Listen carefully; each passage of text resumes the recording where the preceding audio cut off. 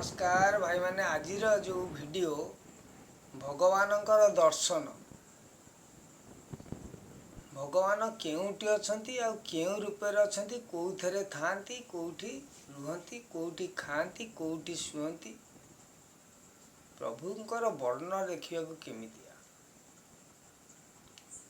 भागवत रे कहिले काष्ठ पाषाण तरु लता ए सबु अज्ञान देवता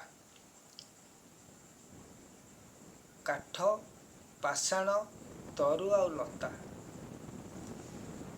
ताले जगन्नाथ जो ब्रह्म स्वरूप सी कोथिरे ब्रह्म रहिले काठरे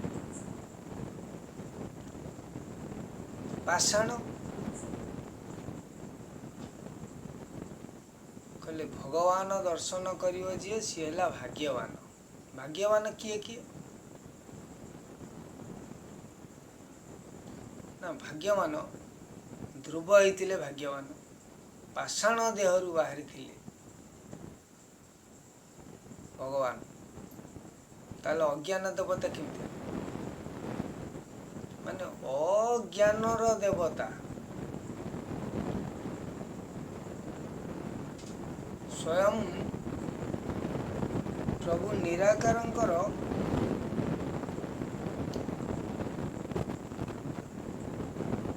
रूप गोटी सी है अज्ञान तेणु हिरण्यकश्यपर प्रहलाद को जिते मारिबा को चाहिए खंबरु बाहरी पाषाण खंबरु कहला अजामिल महापापी हरि को डाकिला नारायण नाम कही वैकुंठे बसिला से बड़ पापी थिला नाश करुथिला मनीष मान एते पाप करथिला लास्ट से मुक्ति पाई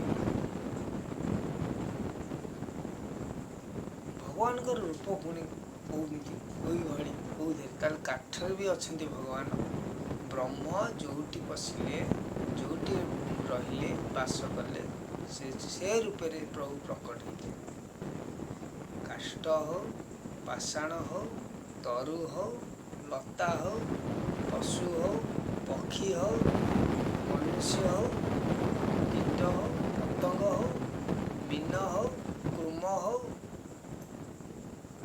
ये भाई आपण को गोटे चेतना रे कही दउची भगवान जो 10 रूप अवतार रही देख आपण कहे भगवान आसवे नर रूप भगवान को रूप आसवे जानी पारिबेन के जी भाग्यवान सी पाइब भगवान का दर्शन रावण को कहले आमे पापी पापी पापी पापी बोली रावण पापी किंतु रावण राम रूप नारायण कर दर्शन पाइला कंस हला पापी कृष्ण रूपी भगवान को दर्शन पाइला बलि दान देई देई देई एते हेगला जे से भगवान देवता माने सब भय करिले सत्य जुग कहली ये एमती दान दौरान यही समय रे बलिर राज्यर प्रजा मैंने अलसुआ कहले एमती दान देले कहले बसी खाइले नई बालिशरे दान देले सर्व दान देदेव बहुत दिन इंद्रपद को भी से दान देदेव से निजे नारायण बामन स्वरूप आसिले नाभि पाद बाहर कले अद्भुत अद्भुत कथा कौन सी देवतांकर हस्त अनेक थाई पारे देवींकर हस्त अनेक थाई पारे किंतु तीनोटी पाद कार नहीं मायार पाद आसिला नाभि चक्र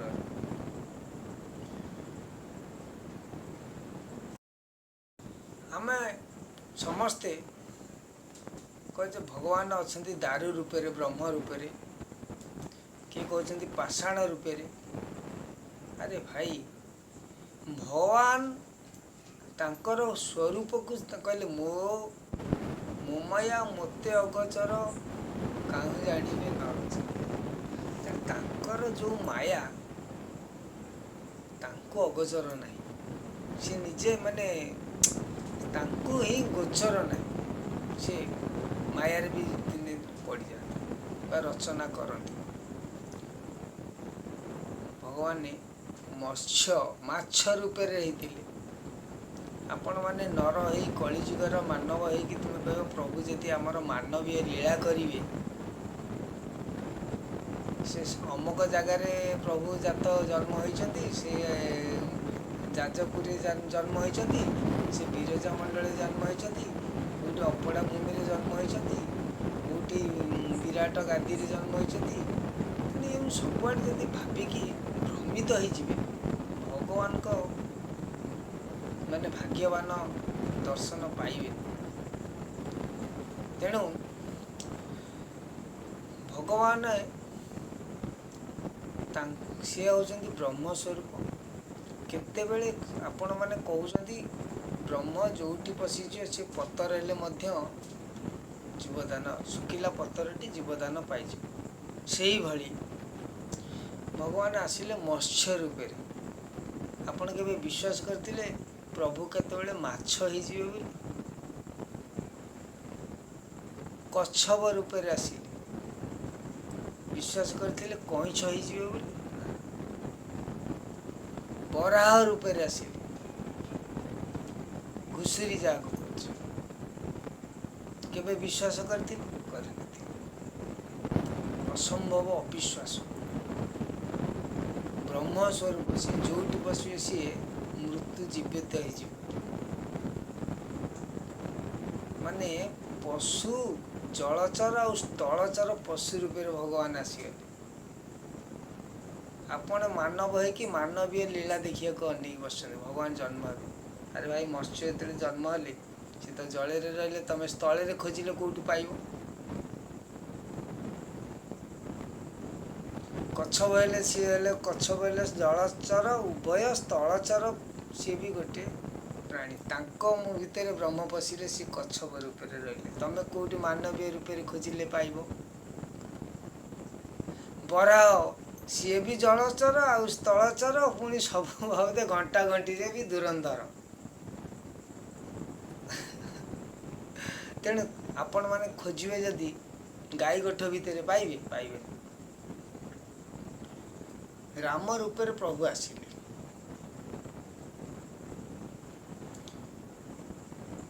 ଆପଣ ଯାଇକି ଅଯୋଧ୍ୟାରେ ଖୋଜିବେ, ପ୍ରଭୁ ରାମଚନ୍ଦ୍ର ଅଯୋଧ୍ୟାରେ ଜନ୍ମ ହୋଇଛନ୍ତି ଦଶରଥଙ୍କର ଘରେ। ଅଗ୍ନି ଚରୁରୁ, ବ୍ରହ୍ମ ଅଗ୍ନି ଚରୁରୁ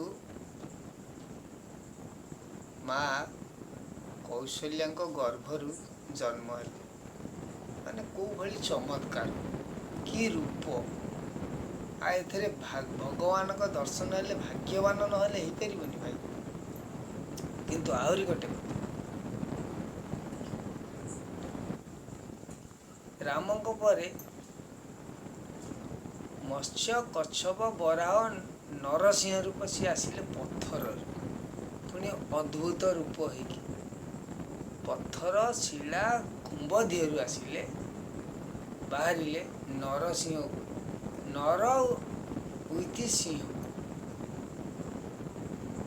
ହିରଣ୍ୟକଶ୍ୟପକୁ ମାରିବାକୁ ଆସିଥିଲେ ନର ଆଉ ସିଂହ ମିଶ୍ରଣରେ।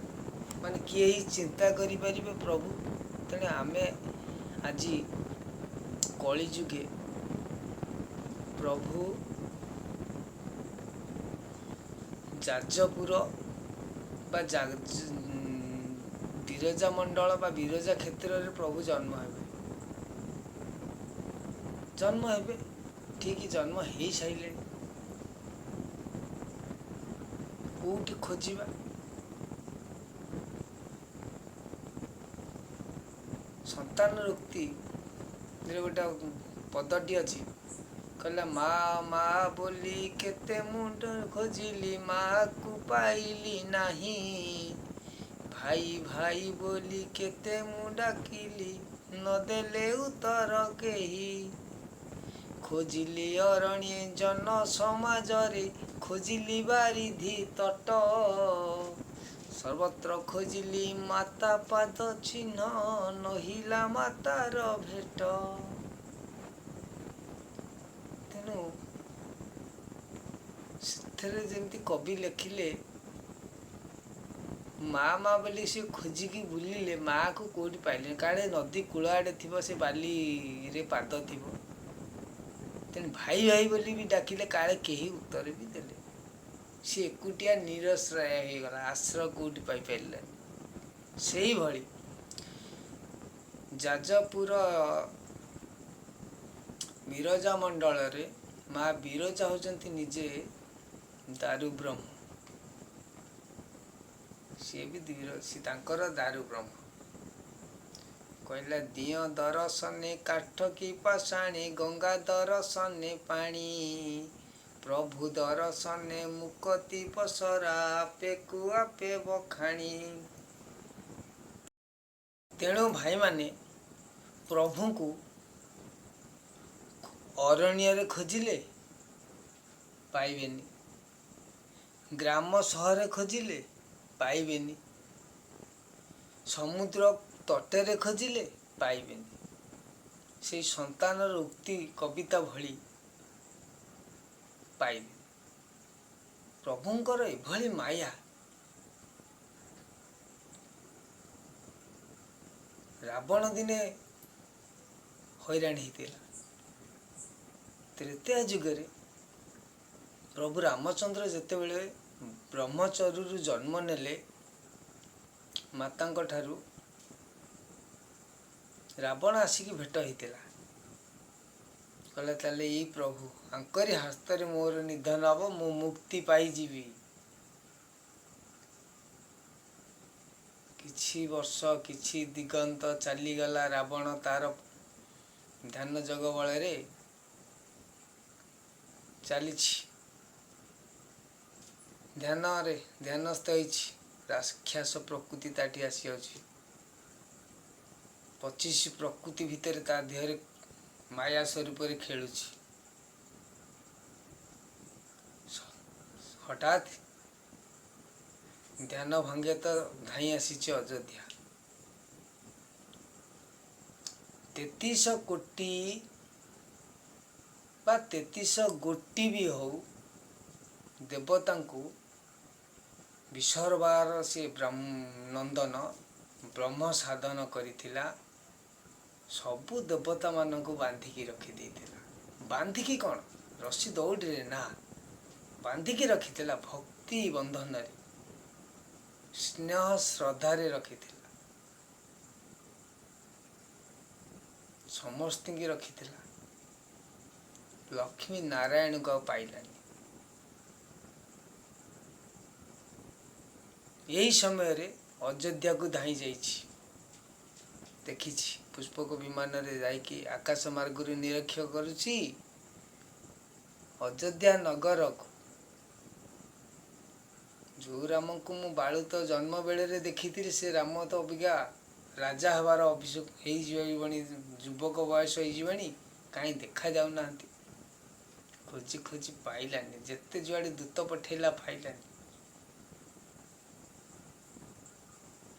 ତେଣୁ ଆମେ ତାଙ୍କୁ ପ୍ରକୃତି ଭାବନାରେ ଯଦି ନ ନେଇ, ଯଦି ଆନ୍ତରିକ ଭାବନାରେ ଦେଖିବା, ସବୁଆଡ଼େ ସିଏ ଦୂତ ପଠେଇଲା, କୌଣସି ଆଡ଼େ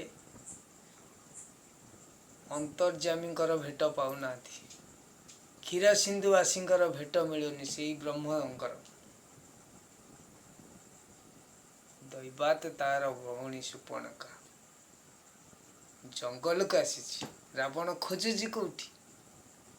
ରାଜନର ରାଜ୍ୟରେ ଖୋଜୁଛି, ବଣରେ ଖୋଜିନି। କାହିଁକି ଜାଣିବ? କହିଲା ଭଗବାନ ତ ରାଜଘରେ ଜନ୍ମ ହୋଇଛନ୍ତି, ସେ ତ ରାଜପୁତ୍ର, ରାଜ ସିଂହାସନରେ ରହିବେ, ରାଜ୍ୟବାସୀଙ୍କ ଦୁଃଖ ସୁଖରେ ଭୋଗିବେ, କିନ୍ତୁ ରାଜ୍ୟ ଭିତରେ ସେ ଜଙ୍ଗଲ ଖୋଜି ନଥିଲା। ସେଇଭଳି ଆମେ ସମସ୍ତେ ପ୍ରଭୁଙ୍କୁ ପାଇବା ପାଇଁ ଆମେ ଏମିତି ସହର, ଗ୍ରାମ, ଦେଶ, ରାଜ୍ୟ, ଘର, କେଉଁ ଘରେ ପ୍ରଭୁ ଜନ୍ମ ନେବେ ଆମେ ଖୋଜୁଛେ। ମାୟାଧାରୀ ପରା। ହୁଏତ ଦାରୁ ବ୍ରହ୍ମ ରୂପରେ ଥିଲେ, ମାନେ ଗୋଟେ ଗଛ ଦିହରେ ସେ ଜାଣ ଜନ୍ମ ନେଇଥିଲେ, ଜୀବନ୍ତ ହେଇକି ରହିଥିଲେ। ଆଜି କାହିଁକି ପଶୁ ଦିହରେ ଜୀବନ୍ତ ହେବେନି? ପଶୁଙ୍କଠୁ କାହିଁକି ଜନ୍ମ ନ ନେବେ? ଯେତେବେଳେ ଦ୍ୱାପର ଯୁଗରେ କୃଷ୍ଣ ଜନ୍ମ ନେଲେ, ଅଷ୍ଟମ ଗର୍ଭରେ ଆସିଲେ, କିନ୍ତୁ ସପ୍ତମ ଗର୍ଭ ଅନ୍ତର୍ଧ୍ୟାନ, ନିଜେ ଅନନ୍ତ ବଳରାମ, ଯିଏକି ତ୍ରେତୟାରେ ଥିଲେ ଲକ୍ଷ୍ମଣ। ଫଇଆ ତାଙ୍କର ତ ସଦାବେଳେ କ୍ରୋଧ ତ ଆଉ ଆପଣ ଜାଣିଥିବେ, ଟିକେ ହାତ ମାରିଲା ମାନେ ତେଣୁ ଅନନ୍ତ ବଳଦେବ ଜନ୍ମ ନେଲେ ନନ୍ଦଙ୍କର ଗୁହାଳ ଘର। କାହାଠୁ? ନା ମାତା ରୋହିଣୀଙ୍କ ଠାରୁ ବଳରାମ ଜନ୍ମ ନେଲେ। ମାତା ଦେବକୀଙ୍କ ଗର୍ଭରେ ଅଧା ଦିନ ସଞ୍ଚିତ ହେଲେ, ବ୍ରହ୍ମ ଆସିକି ମାତା ରୋହିଣୀ ଗର୍ଭରେ ରହିଲେ। ଆଚ୍ଛା, ଏଠି ଭାଇ ରୋହିଣୀ କି? ନା, ରୋହିଣୀ ମାତା ଦି ଜଣ ମାତା, ଗୋଟେ ହେଲେ ଗୋମାତା, ଗୋଟେ ହେଲେ ଜନନୀ ମାତା। ଗୋଟେ ମାତାର ହେଲା ଚତୁର୍ପାଦୀ, ଆଉ ଜଣେ ହେଲେ ମା ଦୁଇପାଦୀ, ଦୁଇ ଚରଣ, ଚାରି ଚରଣ, ଦୁଇ ଚରଣ। ତାହେଲେ କୋଉ ମାର ସନ୍ତାନରେ ବଳରାମ ହେଲେ? ବଳରାମ ଯେତେବେଳେ ଜନ୍ମ ନେଲେ ସେ କୋଉ ରୂପରେ ହେଇଥିଲେ? ତେଣୁ ଭାଇ ଚେତନରେ ଦେଖ, ଏପଟେ ଯେମିତି ସମସ୍ତେ ଭ୍ରମରେ ପଡ଼ିଗଲେ, କହିଲେ ମା ରୋହିଣୀଙ୍କଠୁ ଜାତ ହୋଇଛନ୍ତି ବଳରାମ। ସେପଟେ ମା ରୋହିଣୀ ଯିଏ ଯାଇଥିଲେ ଗୁହାଳକୁ ଗାଈ ଗୋରୁଙ୍କର ସେବା କରିବାକୁ, ସିଏ ମୁମୂର୍ଷୁ ଅବସ୍ଥାରେ ପଡ଼ିଛନ୍ତି। ଜନ୍ମ ବଳରାମଙ୍କର ଜନ୍ମ ଦେଖିକିରି ସେପଟେ ମା କାମଧେନୁ ରୂପକ ରୋହିଣୀ ମା, ସେ ବଳରାମକୁ ଚାଟି ପକଉଛି, ସଫା କରୁଛି। ଜନ୍ମ ହେଲେ ନା ସାଙ୍ଗେ ସାଙ୍ଗେ ତାଙ୍କୁ ଚାଟୁଛନ୍ତି। ଆଚ୍ଛା, ଏ ମା ଦେଖିକି ଜନ୍ମ ବେହୋସ ହେଇଗଲେ, ସେ ମା ସ୍ନେହରେ ପୁଅକୁ ଚାଟୁଛି। ଏ ମା କାହିଁକି ବେହୋସ ହେଇଗଲେ? ମୂର୍ଚ୍ଛିତ କ'ଣ ପାଇଁକା ଗଲେ? କୋଉ ରୂପକୁ ଦର୍ଶନ କରିଥିଲେ?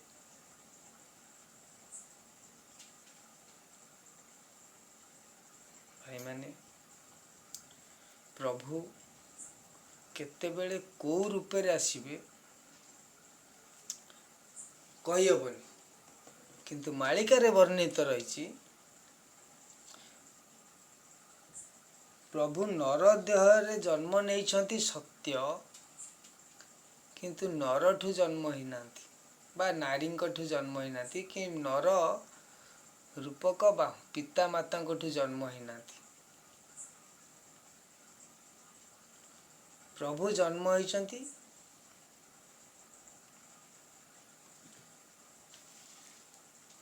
ଜଣେ ମୂର୍ଗୁଣୀଙ୍କ ଠାରୁ। ମାଳିକା କହିଛି, ପୋଥିରେ ଯାହା ରହିଛି। ଆପଣ କହିବେ ଇଏ କି ଅସମ୍ଭବ କଥା। ନାଇଁ ଭାଇ, ଅସମ୍ଭବ ହବ। ଆପଣଙ୍କୁ ସେଇ ପୁରାଣରୁ ପଦେ କହୁଛୁ।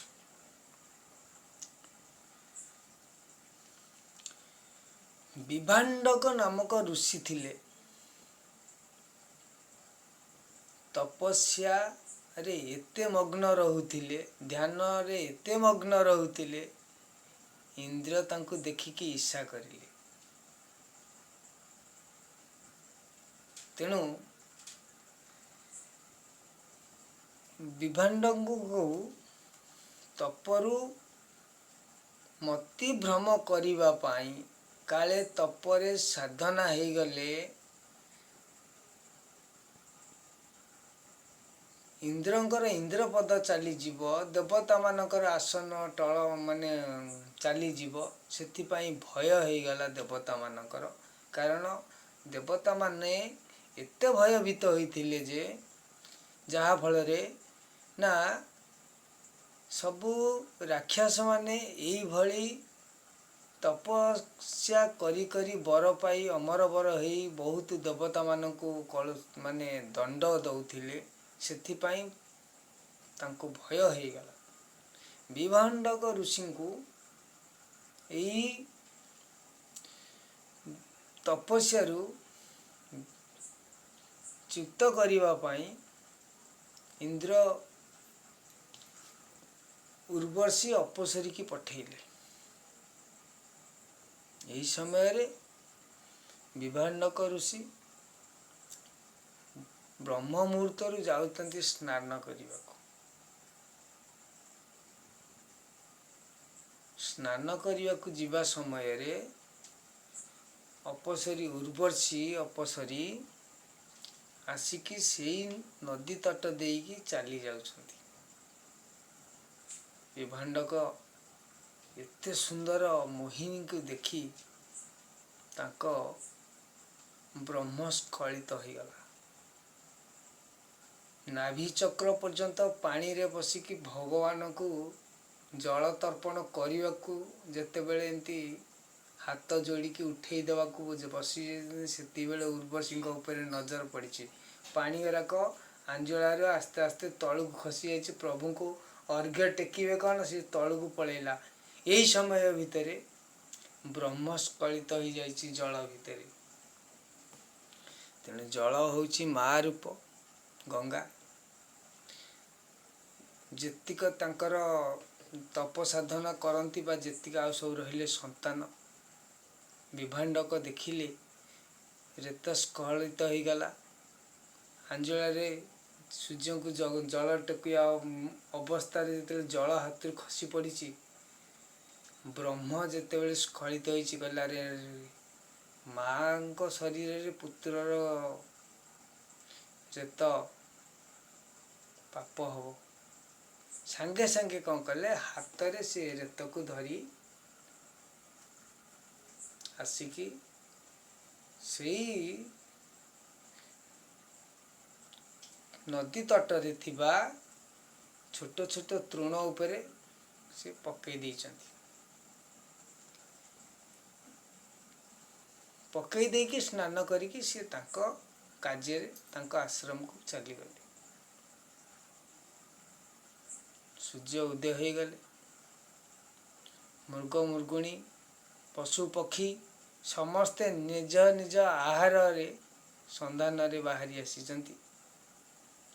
ସାଧାରଣତଃ ମୃଗ ମୃଗୁଣୀମାନେ ନଦୀ ତଟ ଦେଇକି ବା କୂଳମାନଙ୍କରେ ଚରିବାକୁ ଭଲ ପାଆନ୍ତି। କାରଣ ସେଇଠି ତୃଷା ମେଣ୍ଟିବ, ଇଆଡ଼େ ଖାଦ୍ୟ ବି ମିଳିଯିବ। ଏହି ଅନୁସରଣରେ ମୃଗୁଣୀଟି କ'ଣ କଲା,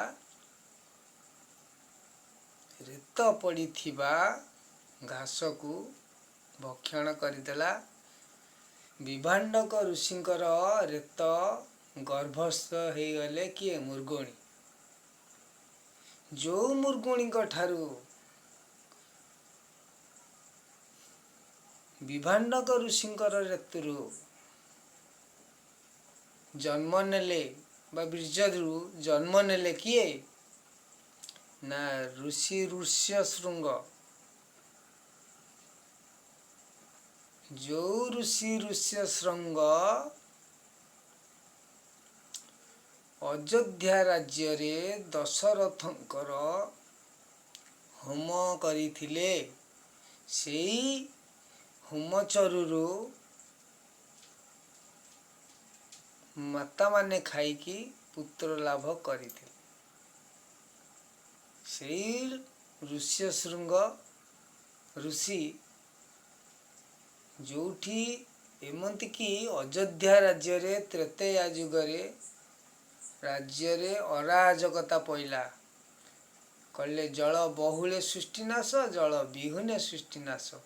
ତେଣୁ ଜଳ ବର୍ଷା କିଛି ହେଲାନି ବର୍ଷା ହେବା ପାଇଁ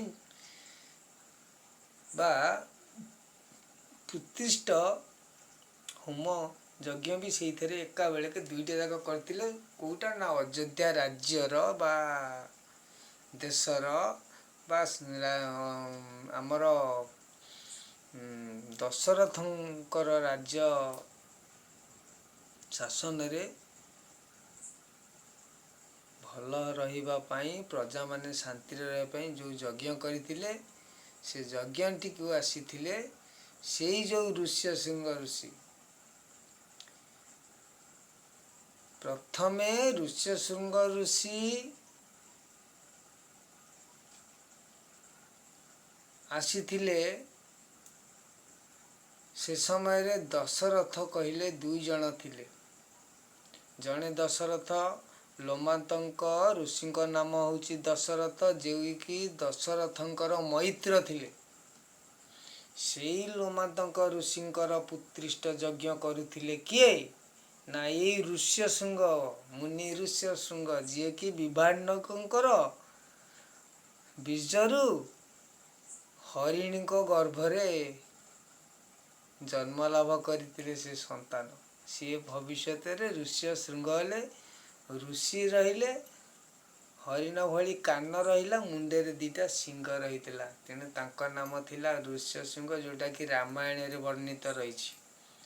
ଲୋମାନ୍ତଙ୍କ ଋଷିଙ୍କର ପ୍ରତିଷ୍ଠା ଯଜ୍ଞ କରିସାରିଲା ବେଳକୁ ଦଶରଥ ସେହି ଯଜ୍ଞକୁ ନିମନ୍ତ୍ରିତ ଥିଲେ। କହିଲେ ବନ୍ଧୁ ଦଶରଥ, ମାନେ ଲୋମାନ୍ତଙ୍କ ଋଷିଙ୍କୁ ଦଶରଥ କୁହନ୍ତି, କାରଣ ଯିଏ 10 ଦିଗକୁ ରଥ ଚାଳନ କରିପାରନ୍ତି ସୂର୍ଯ୍ୟଙ୍କ ପରି, ତାଙ୍କ ନାମ ଥାଏ ଦଶରଥ।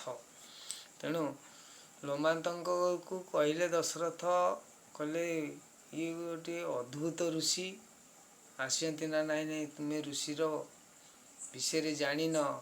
ଋଷି ବହୁତ ନିଷ୍ଠାବାନ, ପ୍ରଭୁଙ୍କର ବହୁତ ପ୍ରିୟ ଭକ୍ତ ଲୋକ, ସାଧନା ପୁରା ପ୍ରଭୁଙ୍କର ଅଛି, ଯାହା ଚାହିଁବ ତାହା ହେଇପାରିବ ନା। ମୋ ରାଜ୍ୟରେ ଅରାଜକତା ହୋଇଛି, ଆଉ ମୁଁ ମଧ୍ୟ ସନ୍ତାନହୀନତା ହେଇକି ରହିଛି, କ'ଣ କରିବା ନା ନେଇକି ଯାଅ ତାଙ୍କୁ ତମ ରାଜ୍ୟରେ ଯଜ୍ଞ କରିବ, ରାଜ୍ୟରେ ବୃଷ୍ଟିପାତ ହେବ, ବ୍ରହ୍ମଚରୁ ବାହାରିବ, ତୁମ ରାଣୀମାନଙ୍କୁ ଦେବ, ସେଥିରେ ସନ୍ତାନ ହେବ। ତେଣୁ ସେଠୁ ପ୍ରଥମେ ହେଲେ, ଦ୍ୱିତୀୟରେ ଅଯୋଧ୍ୟା ଆସିଥିଲେ। ତେଣୁ ଭାଇମାନେ, ସେଇଭଳି ଭଗବାନ କାହିଁକି ହରିଣୀ ଗର୍ଭରୁ ଜାତ ନ ହେଇପାରିବେ? ଯଦି ବଳରାମ